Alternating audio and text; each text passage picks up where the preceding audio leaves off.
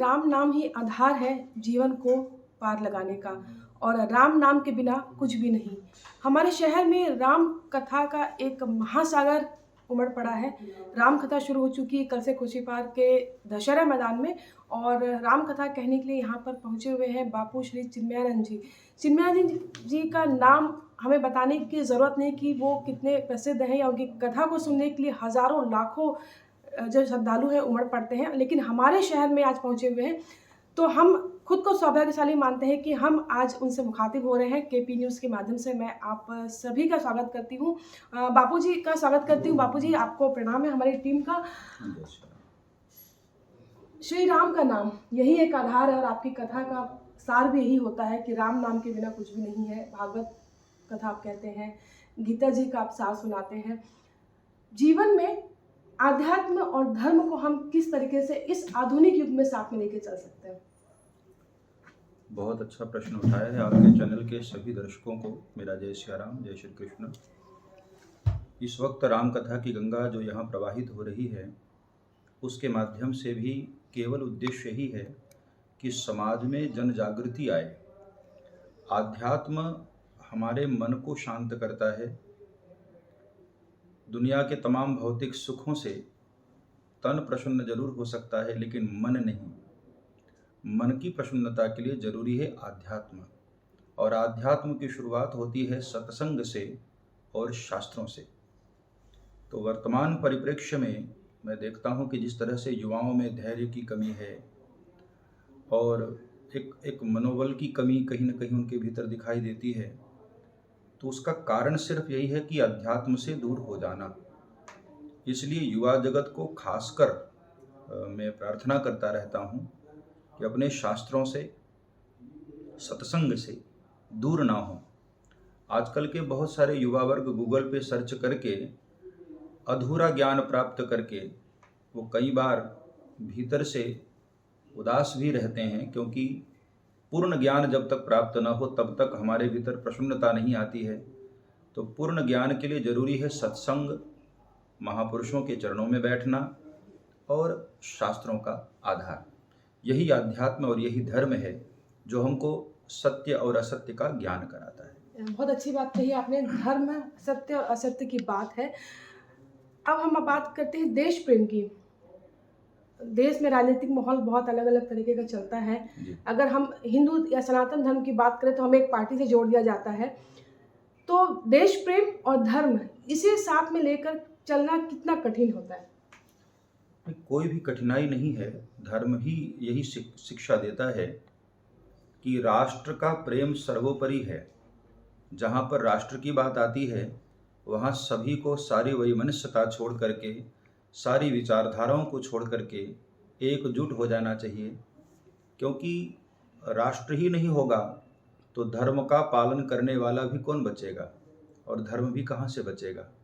इसलिए राष्ट्र की सुरक्षा, राष्ट्र के प्रति हमारा प्रेम, राष्ट्र के प्रति हमारी श्रद्धा, ये सभी धर्मों से ऊपर आ जाता है। और रही बात किसी पार्टी के विचारधारा की, तो पार्टियों की अलग अलग विचारधाराएं होती हैं। व्यक्तिगत हम में राष्ट्र प्रेम होना चाहिए, धर्म के प्रति हमें उदार होना चाहिए, धर्म के प्रति हमें श्रद्धापूर्ण होना चाहिए। ये हमारे व्यक्तिगत भीतर अंदर होना चाहिए।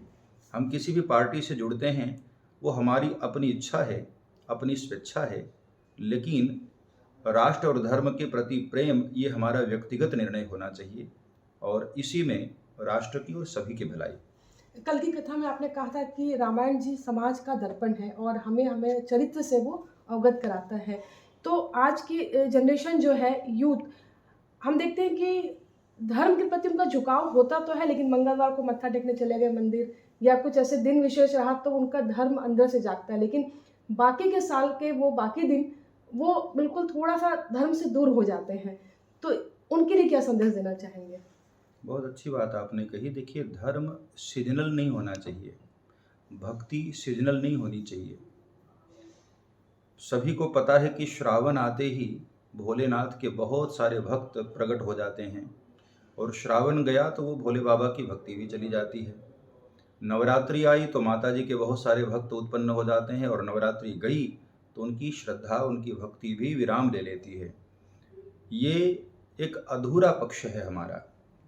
ठीक है, नवरात्रि के समय विशेष माता की आराधना उपासना होनी चाहिए, लेकिन ये उपासना तब कारगर होती है जब हम इसको कंटिन्यू लगातार करते रहें। किसी भी मंत्र की सिद्धि के लिए, किसी भी साधन की सिद्धि के लिए जरूरी है कि उसकी कंटिन्यूटी बनी रहनी चाहिए, उसकी निरंतरता बनी रहनी चाहिए।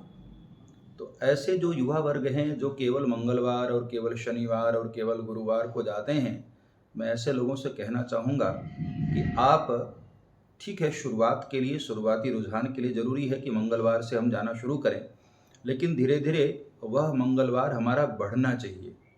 मंगलवार से बुधवार भी हो, फिर गुरुवार भी हो, शुक्रवार हो, और धीरे धीरे दैनिक दिनचर्या में ये हमारे शामिल हो जाना चाहिए।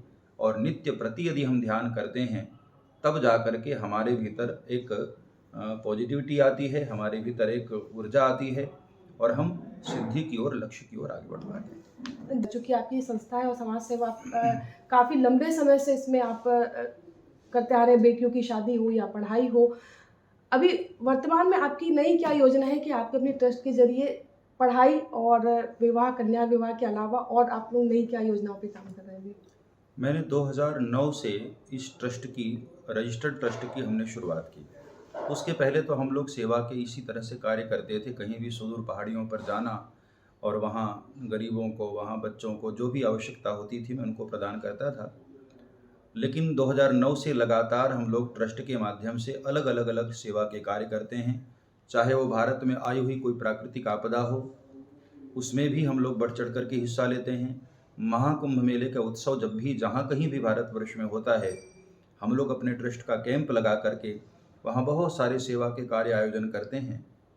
बच्चों की पढ़ाई, बच्चों की फीस, ये तो हम लोग कर ही रहे हैं। हमने जब ये महसूस किया कि गरीब बेटियों के ब्याह के लिए भी पिता बहुत चिंतित होते हैं, तो उस ओर भी ट्रस्ट ने कदम उठाया।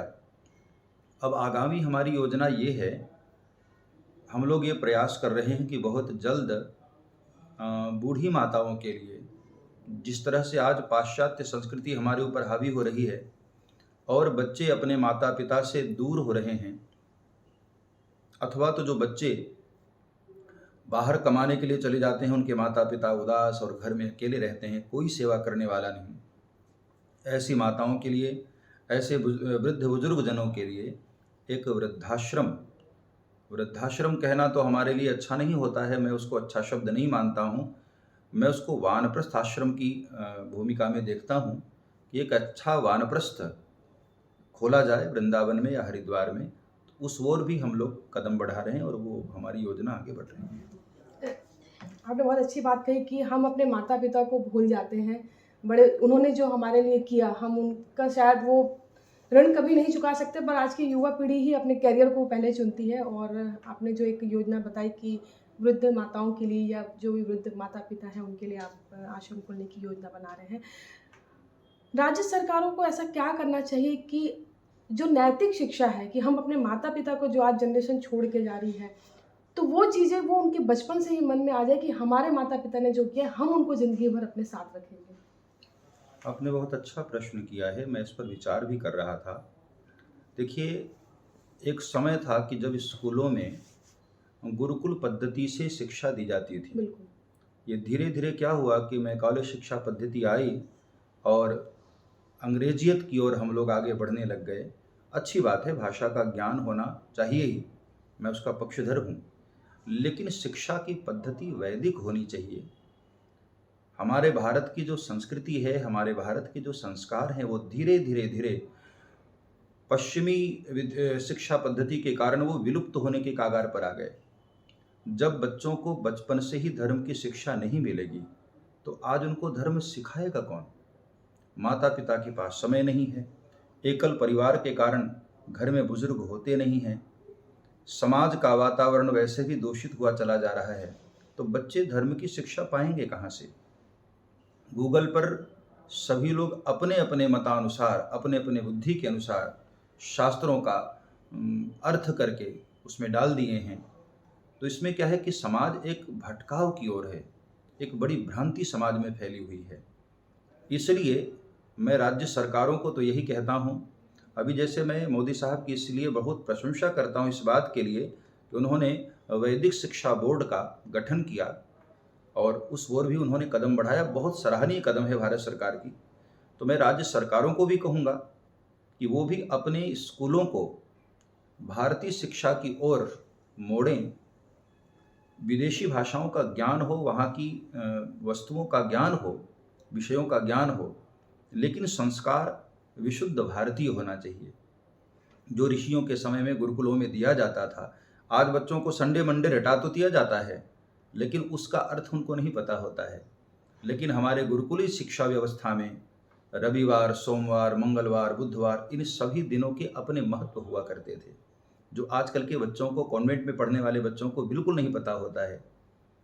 तो इसलिए भारतीय शिक्षा व्यवस्था इजाद हो, समाज में आए, तो निश्चित है कि हमारे समाज का स्वरूप एक बहुत ही अच्छा और बहुत दिव्य होगा। मेरा एक अंतिम प्रश्न है बापूजी कि आप भिलाई में दूसरी बार आए हैं यहाँ पे कथा कहने के लिए।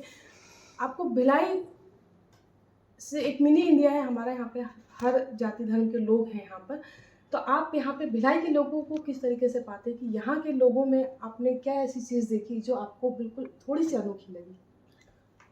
बहुत अच्छी बात आपने कही। देखिए, मैं तो पूरे छत्तीसगढ़ से ही प्यार करता हूँ, क्योंकि यहाँ हमारे भगवान राम की ननिहाल है। माता कौशल्या इसी भूमि की हैं। जिस रामराज्य की कल्पना संपूर्ण विश्व करता है, उस राम को देने वाली माता इस भूमि की है। तो निश्चित है कि इस भूमि की महिमा कोई भी वर्णन नहीं कर सकता है, अपने आप में दिव्य है। और यहाँ के लोग भी बड़े प्यारे हैं, पूरे छत्तीसगढ़ के लोग ही। और मैं भिलाई की बात करूँ तो भिलाई में जो एक विशेष श्रद्धा है धर्म के प्रति, जो जागृति है, ये अपने आप में सबसे अलग पहचान रखती है पूरे छत्तीसगढ़ में। भिलाई की लोगों में इस तरह से जो निरंतरता है राम कथा के प्रति, भागवत कथा के प्रति, भगवान के चरणों में उनकी श्रद्धा, उनका प्रेम। मैंने बुजुर्ग माताएं भी नंगे पांव कलश लेकर के चल रही थी। तो इसी से परिचय होता है कि भिलाई शहर अपने आप में अध्यात्म जगत में दिव्य है और बड़ा ही सुंदर वातावरण है यहाँ का। जी हाँ, भिलाई की बात बापूजी ने कही, लेकिन एक मूल मंत्र जो है पूरी बातचीत का, मुझे शायद ये समझ में आया है कि हमें अपने धर्म को बचाए रखने के लिए खुद तो जागरूक होना ही है, अपने आने वाली पीढ़ी को भी ये चीज़ें, संस्कार हमें सिखाने हैं। और संस्कार को सिखाने के लिए ज़रूरी नहीं है कि हम घर में उन्हें एक ऐसा वातावरण दे कि वो पूजा पाठ तो सीखे, धर्म सीखे, लेकिन जहाँ ऐसी कथा का आयोजन होता है वहाँ कम से कम हम अपने बच्चों को लेकर ज़रूर जाएं, ताकि वो वहाँ पर 3 घंटे की कथा में कम से कम अगर वो 15 मिनट भी अगर बातों को सुनकर समझते हैं, अपने अंदर में उस चीज़ों को लेते हैं, तो शायद कहीं ना कहीं हमारा ये प्रयास धर्म को लेकर के, अपने सनातन धर्म को लेकर के, आगे बढ़ाने को लेकर के सफल हो जाएगा। आप ये रिपोर्ट देख रहे थे गौकर्ण निषाद के साथ। मैं कोमल धनेश्वर इजाज़त चाहती हूँ। नमस्कार। न्यू वीडियोस के अपडेट पाने के लिए सब्सक्राइब करें केपी न्यूज़ को और बेल आइकन को दबाएं।